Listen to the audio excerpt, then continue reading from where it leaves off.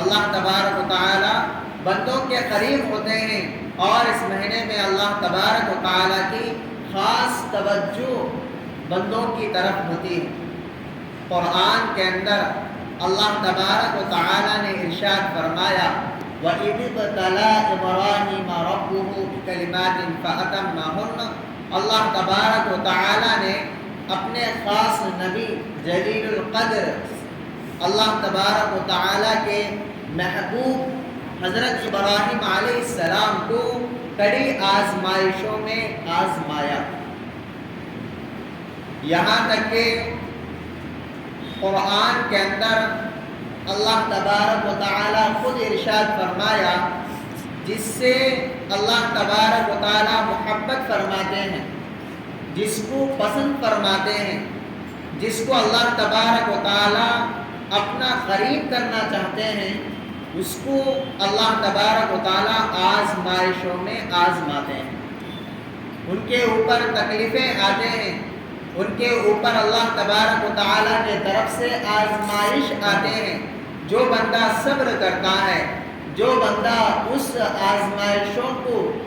اللہ تبارک و تعالی کی طرف سے آئی ہوئی ہے سمجھ کر صبر کرتا ہے، اللہ تبارک و تعالی پھر آگے کے منزلوں میں ان کو بلند اور بڑا مقام دیتا ہے، جیسا کہ حضرت ابراہیم علیہ السلام کو دیا۔ حضرت ابراہیم علیہ السلام کا تھوڑا سا قصہ پچھلے جمعہ میں آیا ہوگا آپ حضرات کے سامنے، تھوڑا مختصر سی عرض کرتا ہوا آگے بڑھتا ہوں۔ حضرت ابراہیم علیہ السلام کو اللہ تبارک و تعالی نے بچپن ہی سے آزمائش میں ڈالا۔ جب پتہ چلا کہ نمرود جس وقت کا ظالم و جابر بادشاہ تھا، نمرود کی سلطنت کو ختم کرنا اللہ تبارک و تعالی کا حکم تھا، تو اللہ تبارک و تعالی نے حضرت ابراہیم علیہ السلام کو پیدا فرمایا، اور یہاں تک کہ نمرود اپنے سامنے لوگوں کو سجدہ کرواتا تھا۔ اللہ تبارک و تعالی یعنی خود اپنے آپ کو معبود سمجھتا تھا، اللہ سمجھتا تھا، یہاں تک کہ لوگوں کے دلوں کے اندر نمرود کا اتنا ڈر تھا کہ نمرود کے سامنے حق کو بیان کرنے والے کوئی نہیں۔ اس وقت میں اللہ تبارک و تعالی نے حق کو غلبہ دینا چاہا، حق کو غالب کرنا چاہا۔ اللہ تبارک و تعالی حضرت ابراہیم علیہ السلام کو دنیا کے اندر پیدا فرمایا، اور کہاں پیدا فرمایا؟ ایسے گھر کے اندر پیدا فرمایا جس گھر میں خود بتوں کو تراشنے والا تھا۔ بتوں کو کیا ہے؟ خروج کر پتھر کے بڑے بڑے چٹانوں کو لا کر ان کو خروش کے اور ان کو کیا ہے زیب و زینت دے کے ان کو بتوں کی کیا ہے ایک شکل دینے والا انسان آزر جن کا باپ کا نام ہے، اس کے گھر کے اندر اللہ تبارک و تعالی نے ابراہیم علیہ السلام کو پیدا فرمایا۔ لیکن حضرت ابراہیم علیہ السلام کا پیدا ہونا تو آزر کے گھر میں تھا، پیدا ہونے کے بعد سے لے کر حضرت ابراہیم علیہ السلام کبھی بھی بت خانے کی طرف، کبھی بھی بت کی پرستش کی طرف نہیں گئے، یہاں تک کہ ایک مرتبہ آزر خود حکم دیے کہ جاؤ بیٹے اس بت کو لے جانا، بازار میں جا کر کیا ہے بیچ کر آنا، فروخت کر کے آنا۔ تو اس بت کو ایسا گھسیٹتے ہوئے لے جا رہے تھے، لوگ دیکھ کر شکایت کرنے لگے آزر تو کس کے ہاتھ میں کیا ہے بت کو دیا، اور ہمارا وہ بت جس کی ہم پرستش کرتے ہیں، ہم اس کے سامنے سجدہ کرتے ہیں، اس کو اپنا معبود سمجھتے ہیں، اس کو گھسیٹتا ہوا بازار کی طرف لے جا رہا۔ پھر آزر نے بھی سمجھایا کہ یہ ہمارے بت ہیں اور یہ کیا ہے، یہ اس کی ہم کیا ہے پوجا پرستش کرتے ہیں، اس کو اس طرح مت کرنا۔ لیکن حضرت ابراہیم علیہ السلام کو اس کا یقین بالکل نہیں،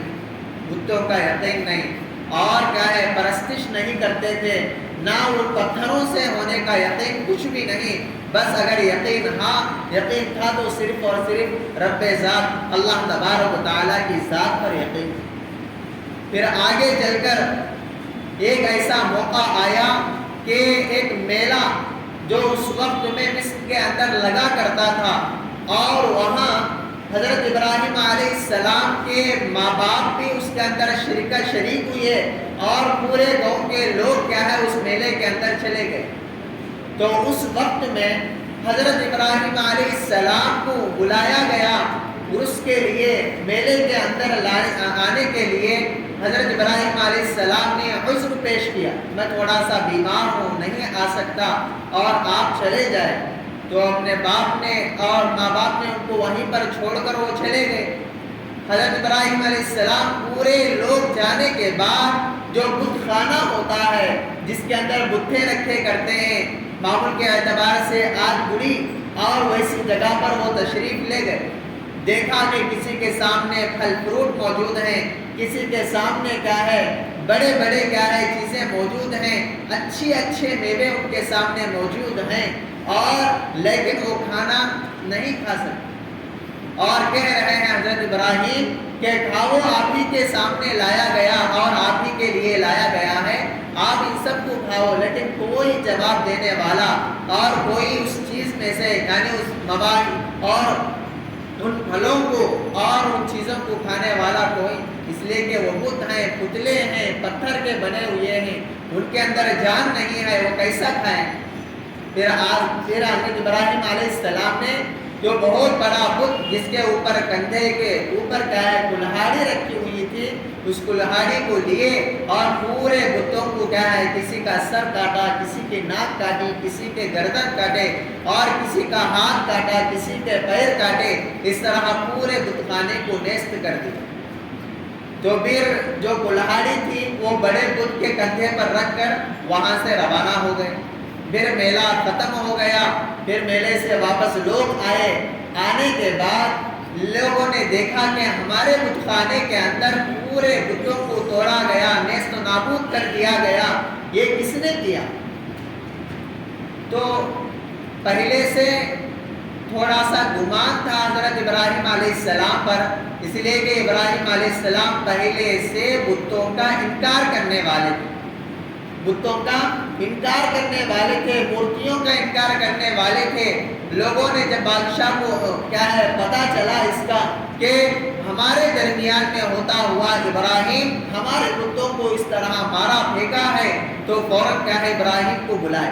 ابراہیم علیہ السلام نمرود کے سامنے آیا اور پوچھنے پر کہنے لگا کہ ہمارے بتوں کو کس نے کاٹا، کس نے مارا، کس نے کیا ہے توڑا ہے؟ ابراہیم علیہ السلام نے کہا تو سب کے سب کیا ہے ٹوٹے ہوئے ہیں، جو بڑا بت ہے وہ صحیح سلامت ہے، اس کے کندھے کے اوپر کلہاڑی ہے، آپ اگر پوچھنا چاہتے ہیں تو اس بت کو پوچھو۔ ابراہیم کہنے لگے آپ اگر اس کو پوچھنا چاہتے ہیں، کوئی مارا ہے، کوئی پیٹا ہے، کوئی اس کو توڑا ہے، تو پتہ چلے گا کہ اس بڑے بت کو پوچھو۔ تو اس کے بعد لوگ کہنے لگے ان کے اندر اتنی بھی طاقت نہیں کہ جسم پر بیٹھی ہوئی مکھی کو نہیں اڑا سکتے، اور یہ پورے چیز یعنی جو آس پاس میں کیا ہے ٹوٹے ہوئے ہیں، نیست و نابود ہوئے ہیں، اور کسی کا ہاتھ ٹوٹا ہوا، کسی کا پیر ٹوٹا ہوا، یہ ان کے اندر کہاں زبان کے یہ بول سکے؟ تو اس کے بعد حضرت ابراہیم علیہ السلام نے وہاں لوگوں کے اندر اللہ کی توحید کو بیان کیا، اللہ کی وحدانیت کو بیان کیا، اللہ کی معرفت کو سمجھایا۔ تو لوگوں کہ آپ کو اس کا علم ہے کہ اتنے بڑے بڑے بت، اتنے بڑے بڑے طاقت رکھنے والے، اور کیا ہے جس کو آپ ان کو اپنا معبود سمجھ کر ان کے سامنے پوجا پرستش کرتے ہیں، ان کے سامنے ماتھے ٹیکتے ہیں، ان کے سامنے فریادیں رکھتے ہیں، اور ان کے سامنے جا کر منتیں مانگتے ہیں، ایسے ایسے بڑے بت اپنے جسم کے اوپر بیٹھی ہوئی مکھی کو نہیں نکال سکتے، تو آپ کے جو منتیں ہیں، جو کیا ہے فریادیں ہیں، وہ کہاں سے پورا کر سکیں؟ تو پھر لوگوں کو غصہ آیا اور اس کا علم ہو گیا کہ ابراہیم یہ سب بتوں کو کیا ہے توڑا۔ تو نمرود نے اپنے نوکروں کو، غلاموں کو حکم دیا کہ آپ ابراہیم کے لیے آگ جلاؤ، آگ جلاؤ۔ تو اتنی بڑی اونچی آگ لگائی گئی، یہاں تک کہ دیکھنے میں معلوم ہوتا ہے کوئی پرندہ اس کے اوپر سے چاہے کتنا بھی اونچائی پر چڑھے، اونچائی سے جائے، جل کر راکھ ہو کر اس آگ کے اندر پڑ جاتا ہے۔ تو حضرت ابراہیم علیہ السلام کی آزمائش شروع ہو گئی۔ تو حضرت ابراہیم علیہ السلام کو جب اس آگ میں ڈالنے کا وقت تھا، اس وقت میں حضرت ابراہیم علیہ السلام آئے اور فرشتے آ کر پوچھنے لگے اگر آپ حکم دے تو ہم میکائیل کو کہیں گے، وہ آپ کیا ہے اتنی بڑی کیا ہے، آپ کو بھی ان کے اندر طاقت ہے کہ وہ بارش کے ذریعے سے اس کو بجھا دیں گے۔ لیکن حضرت ابراہیم علیہ السلام کہنے لگے جس آگ کا انتظام جس خدا نے کیا ہے وہی خدا میرے امانت کے لیے، میری حفاظت کے لیے کافی ہے۔ تو جتنے بھی آئے سب کو ٹھکراتے گئے، یہاں تک کہ توکل جو اللہ تبارک و تعالیٰ کے اوپر جو بھروسہ تھا حضرت ابراہیم علیہ السلام کو، وہ بیان کرنے لگے۔ تو حضرت ابراہیم علیہ السلام کے اس توکل کو اللہ تبارک و تعالیٰ نے اتنا پسند فرمایا، اتنا پسند فرمایا، ایک بہت بڑے جھولے کے ذریعے سے کیا ہے، جھولے کے ذریعے سے اس کے اندر ڈالا گیا۔ تو پھر اس کے اندر ڈالنے کے وقت میں اللہ تبارک و تعالیٰ کا حکم ہوا آگ کو، قلنا یا نار کونی بردا وسلاما علی ابراہیم، اے آگ میرا ابراہیم تیرے اندر داخل ہونے والا ہے تو اس کے لیے سلامتی والی بن جا، سکون والی بن جا، اور اس کا ایک روکٹا بھی نہیں جلانا، اس لیے کہ وہ میرا حبیب ہے، وہ میرا نبی ہے، اور میرے اوپر توکل کر کے تیرے سامنے اور تیرے پاس آیا ہے۔ تو اس کے بعد وہ کیا ہے چند دن تک اس کے اندر رہے، لیکن ایک بال بھی ان کا نہیں جلا۔ محترم دوستوں، اللہ تبارک و تعالی جس کو حفاظت کرنا چاہا، چاہے کتنا بھی بڑی آزمائش ان کے سامنے آئے، حفاظت کر کے بتائے گا۔ تو ابراہیم علیہ السلام کے اس آگ کے نکلنے کے بعد خود وطن والے ان سے بیزار ہونے لگے، ہمارے بتوں کو برا بھلا کہہ رہا ہے، اور خود نمرود بھی اس کو کیا ہے بھگانے کی کوشش کرے، یہاں تک کہ وطن کو چھوڑنے کو کہا، مصر کو چھوڑنے کو کہے۔ کتابوں کے اندر لکھا ہے، اللہ کے نبی نے بھی خود ارشاد فرمایا اگر عبادتوں میں سے کوئی اگر بڑی عبادت ہے اللہ یعنی ایمان کے بعد، وہ ہجرت کی عبادت کو فرمایا،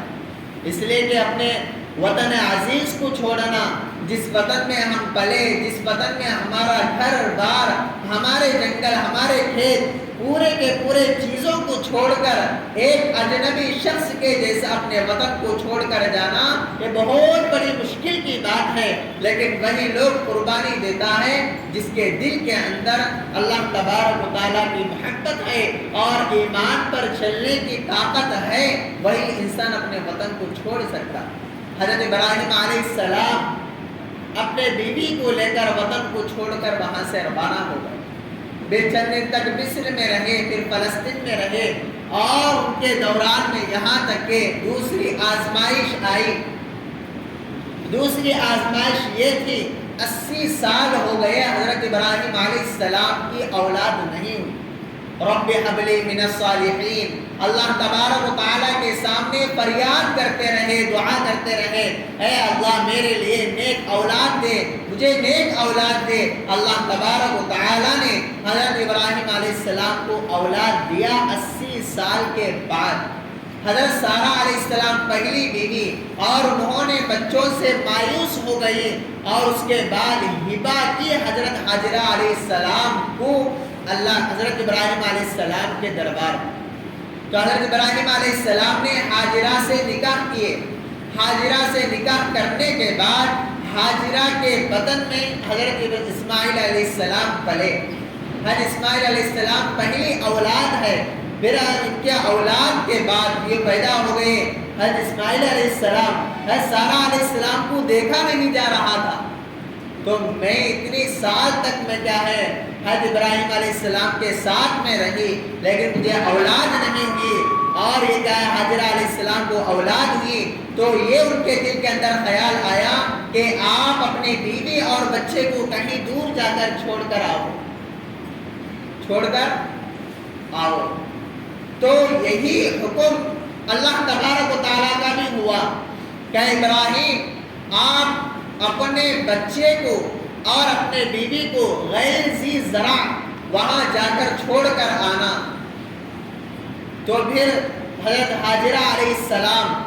حضرت اسماعیل علیہ السلام دونوں کو سواری پر لے کر وہاں کیا ہے جہاں اللہ تبارک و تعالیٰ کا حکم ہے چھوڑنے کا وہاں جا کر حضرت ابراہیم علیہ السلام نے اپنے بیٹے کو اور اپنے بیوی کو چھوڑ کر آنے لگے. اتنے میں چھوڑ کر واپس ہو ہی رہے تھے حضرت حاجرہ علیہ السلام نے ان کا دامن پکڑ لی. اے سرتاج ہم کو یہاں چھوڑ کر کہاں جا رہے ہیں؟ تو دونوں کو حسرت بھری نگاہوں سے دیکھے, آنکھوں سے آنسو حضرت ابراہیم علیہ السلام کے جاری ہوئے, یہاں تک کہ فرمایا یہ میرا حکم نہیں ہے, اللہ تبارک و تعالیٰ کا حکم ہے. بس اتنا کہنا تھا. وہ پیروکار بیوی, بات ماننے والی بیوی اور صادقہ حضرت حاجرہ علیہ السلام نے فوراً دامن چھوڑ دی. حضرت ابراہیم علیہ السلام کا دامن چھوڑ دی. اگر اللہ تبارک و تعالیٰ کا حکم ہے تو اللہ تبارک و تعالیٰ ہی کوئی بہتر صورت نکالے گا ہمارے لیے. ہمارے لیے کوئی ضرورت نہیں ہے, آپ یہاں سے چلے. تو پھر حضرت ابراہیم علیہ السلام جاتے رہے,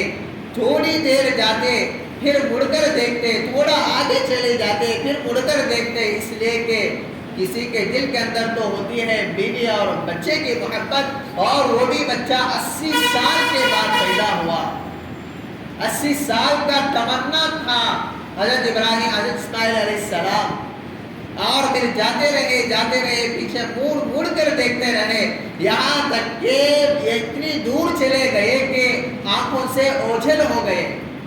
حاجرہ علیہ السلام اور اسماعیل علیہ السلام آنکھوں سے اوجھل ہو گئے. فوراً اپنے سواری سے اترے اور اتر کر اللہ کے سامنے فریاد کرنے لگے, اے اللہ میں تیرے حکم پر کیا ہے میری بیوی حاجرہ کو اور میرا بیٹا اسماعیل کو چھوڑ کر آیا ہوں, آپ ہی اس کی حفاظت کرنا, آپ ہی اس کی حفاظت کرنا, آپ خود اس کے ضامن ہیں. اور یہ کہہ کر وہاں سے کیا ہے حضرت ابراہیم علیہ السلام روانہ ہو گئے. پھر حضرت حاجرہ علیہ السلام جو چند کھجوریں توشہ مشکیزے میں پانی لائے ہوئی تھی, یہاں تک کہ ایک دو دن میں وہ ختم ہو گئے. ختم ہونے کے بعد یہاں تک کہ بھوک کی وجہ سے دور دور دیکھنے لگے کہ کہیں پانی کا یعنی کوئی چشمہ نظر نہیں آ رہا. ادھر دیکھے نظر نہیں, مشرق کی طرف, مغرب کی طرف, جنوبی کی طرف, یا کدھر بھی کیا ہے پانی کا ایک چشمہ بھی نظر نہیں آ رہا ہے. کہیں بھی دیکھو غیر سے ذرا خالی جنگل پڑا ہوا. یہاں تک کہ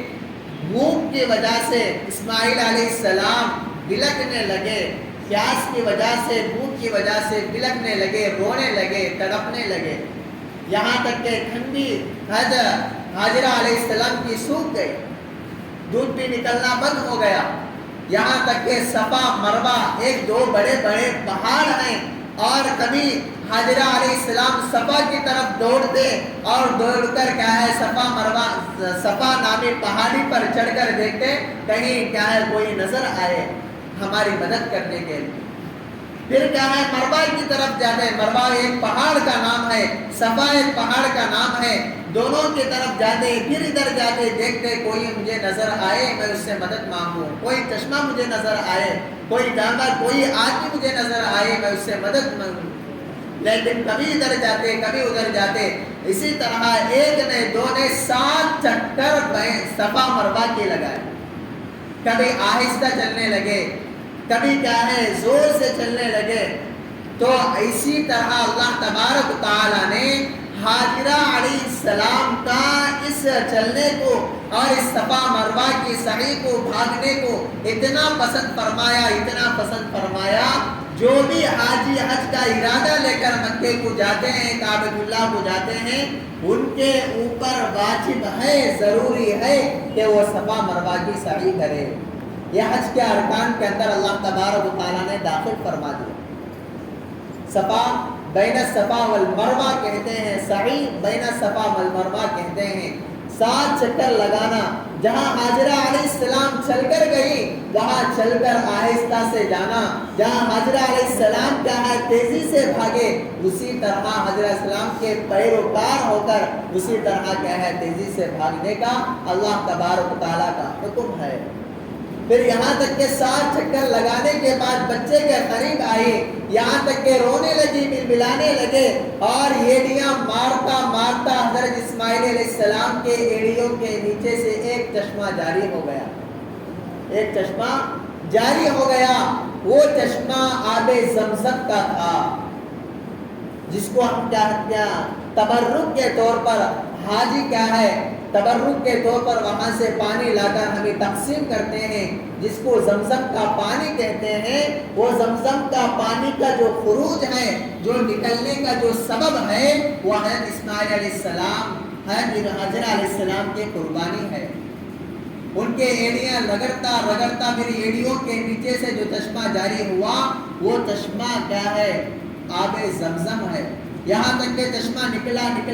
یعنی فوارے مار رہا تھا، نکل رہا تھا۔ حاجرہ علیہ السلام نے اس سے چشمے سے مخاطب ہو کے کہا زمزم، زمزم کا معنی ٹھہر جا ٹھہر جا۔ جب حاجرہ علیہ السلام نے اپنی زبان سے زمزم کہا تو چشمہ کیا ہے ٹھہر گیا۔ پھر وہاں سے کیا ہے پانی حاجیاں اور جتنے بھی لوگ مکے کو جاتے ہیں، حج کے لیے جاتے ہیں، عمرے کے لیے جاتے ہیں یا سفر کے لیے ہی کو جاتے ہیں، تبرک کے طور پر اس پانی کو کیا ہے پیتے ہیں خود اور لوگوں کو آ کر تقسیم کرتے ہیں۔ محترم دوستوں، یہ بہت بڑا کیا ہے تبرک اور بابرکت پانی ہے۔ اور پھر حضرت حاجرہ علیہ السلام پھر یہ قربانی بہت بڑی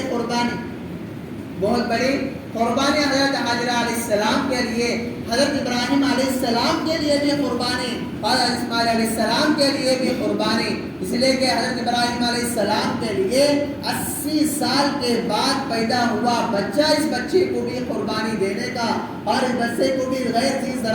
جگہ میں چھوڑ کر آنے کا اللہ کا حکم ہونا اور وہ اللہ تبارک و تعالیٰ کے حکم کی تعمیل کرنا، یہاں تک کہ بچے کی محبت اپنے دل کے اندر تھی لیکن اللہ کی محبت اس سے بڑھ کر تھی، اس لیے اللہ کے سامنے کوئی شکایت نہیں کیے یا اللہ اگر آپ ہوتے تو فوراً کہتے ہیں اللہ 80 سال کے بعد مجھے اولاد دیا، میری اس اولاد کو بھی غیر چیز میں چھوڑ کر آنے کا حکم دے رہا ہے۔ محترم دوستوں، وہ کیا ہے پیروکار تھے، اللہ کے حکموں کے پابند تھے اور اللہ کے ایک ایک اشارے کی پابندی کرنے والے، اللہ کے حکموں پر چلنے والے تھے، اس لیے کہ حرف شکایت بھی نہیں کیا بلکہ اللہ کا حکم ہونا تھا فوراً اپنے بیوی اور بچے کو غیر ذی ذرا میں چھوڑ کر۔ محترم دوستوں، اس کے بعد ایک بہت بڑی قربانی حضرت اسماعیل علیہ السلام کی ذبح کرنے کی آئی۔ جو ایام چل رہے ہیں، جس ایام میں عید الاضحیٰ ہم کہتے ہیں، عید الاضحیٰ ذبح یعنی جس جانوروں کو ہم ذبح کرتے ہیں، عید کے دن کیا ہے یا عید کے دن کے بعد سے 3 دن کا وقت ہوتا ہے جانوروں کو ذبح کرتے ہیں۔ یہ ذبح کرنے کا جو وجہ تسمیہ ہے اور اس کو انشاءاللہ آگے بیان کریں گے۔ محترم دوستوں، آپ حضرات سے درخواست ہے جو استطاعت والے ہیں، جو قابل استطاعت والے ہیں، جو صاحب نصاب ہیں، جن کے پاس کیا ہے 7.5 تولے سونا ہے، 52 تولے چاندی ہے یا اس کے برابر میں پیسے ہیں، اور کوئی ایسا انسان ہے اس کے پاس اتنا مال نہیں ہے لیکن وہ قربانی دینا چاہتا ہے، قربانی میں حصہ ملنا چاہتا ہے، وہ قربانی دے۔ اللہ تبارک و تعالیٰ کا حکم ہے، اللہ تبارک و تعالیٰ بے حد اس عمل کو پسند فرمائیں گے۔ اور قربانی کے وجوبات تو آپ کو دکھایا ہوں کس طرح واجب ہوگی قربانی۔ صاحب نصاب ہونا ضروری، اگر صاحب نصاب نہیں پھر بھی وہ کیا ہے قرض نہیں، کوئی کیا ہے اس کے اوپر کوئی قرضہ نہیں ہے، اگر وہ دینا چاہتا ہے تو دے سکتا ہے۔ اور اس کے لیے ضروری ہے بکری ہو، دمبا ہو، ایسے جانور کم از کم 1 سال کا ہونا ضروری ہے، اور اس کے اندر صرف ایک ہی حصہ ہوتا ہے، ایک ہی حصہ اور ایک ہی آدمی کی قربانی اس کی جائز ہوتی ہے۔ اور بڑے جانور ہیں، اونٹ ہے، گائے ہے، بیل ہے، اس کے اندر کیا ہے 7 حصے مل سکتے ہیں، 7 آدمی اس کے اندر حصے میں مل سکتے ہیں، 7 آدمیوں کے طرف سے یہ جانور کیا ہے ذبح کر سکتے ہیں، اور ان کا ذبح کرنا اللہ کے پاس کیا ہے قبول ہوتا ہے۔ لیکن اس کی شرط یہ ہے کہ وہ جانور 2 سال یا 2 سال سے زائد ہو، 2 سال ہو یا 2 سال سے بڑھ کر ہو جانور، اس سے کم ہے تو اس کے کیا ہے آدمیوں کی قربانی جائز نہیں، کسی کی قربانی بھی کیا ہے جائز نہیں ہوتی۔ اس لیے کیا ہے اس کا خاص بھی خیال رکھے، تو ہم کیا ہے تھوڑا 10,000 میں 20,000 میں آ جاتی ہیں چھوٹے چھوٹے موٹے گایاں، تو اس کو ہم کیا ہے خرید کر لے آتے ہیں، لیکن یہ شرائط ہم کو معلوم نہیں کب واجب ہوتا ہے، اس کے شرط کیا ہے، قربانی کیا ہے، ہم کس جانور کو دینا ہے، اس کے کتنے عمر ہونا ہے، اس کا علم نہ ہونے کی وجہ سے چھوٹے چھوٹے جانوروں کو ہم پکڑ لا کے کیا ہے ذبح کرتے ہیں، یہ قربانی قابل قبول نہیں ہوتی۔ محترم دوستوں، اس کا بھی خاص خیال رکھیں، جو بندہ قربانی دینا چاہتا ہے، قربانی دے رہا ہے، وہ صرف اللہ کو راضی کرنے کے نیت سے دے۔ سنت ابراہیم ہے تو ابراہیم علیہ السلام کا جو سنت عمل ہے، اس عمل کو زندہ کرنے کی نیت سے دے، اور کوئی اپنے دل کے اندر خیال نہ کرے کہ مجھے گوشت ملے گا اور مجھے اس کو کیا ہے میں کھاؤں گا، اس طرح کا اپنے ذہن کے اندر یا کسی کو دکھلانے کے نیت سے کوئی ریاکاری کے شبہات یعنی شہرت اپنے دل کے اندر کیا ہے پیدا نہ کرے۔ اس سے کیا ہے جس 7 آدمی حصے مل رہے ہیں، ایک آدمی کے اندر ریاکاری پیدا ہو گئی، شہرت پیدا ہو گیا، دکھلاوا پیدا ہو گیا، سب کی قربانی جائز نہیں ہوتی، سب کی قربانی جائز نہیں ہوگی۔ اس کا بھی کیا ہے خاص خیال رکھیں۔ اللہ تبارک و تعالیٰ سے دعا ہے، اللہ تبارک و تعالیٰ ہم سب کو جو قابل استطاعت والے ہیں، صاحب نصاب ہیں، ان سب کو قربانی دینے کی توفیق نصیب فرمائے، اور کہنے سننے سے زیادہ عمل کی توفیق نصیب فرمائے۔ آمین۔ وآخر دعوانا الحمدللہ رب العالمین۔